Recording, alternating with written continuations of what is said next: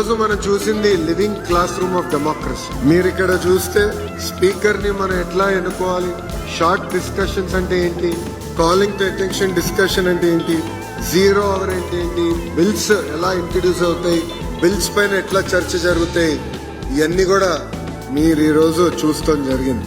Bills కూడా మీరే తీసుకొచ్చారు. ఇది కేవలం ఒక్కసారే కాదు, ఎవ్రీ ఇయర్ యాక్టివిటీ చేయాలనేది మన ప్రభుత్వం లక్ష్యం. రైతుల సమస్యల పైన మాట్లాడాం.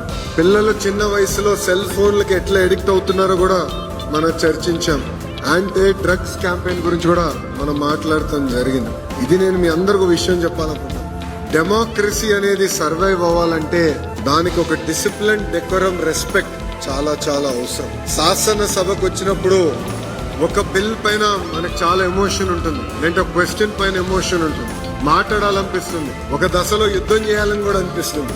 కానీ ఎప్పుడైతే ఒక డిసిప్లిన్, డెకోరం, రెస్పెక్ట్ ఉంటుందో అప్పుడే పార్టిసిపేటరీ డెమోక్రసీ అనేది ఏర్పడుతుంది.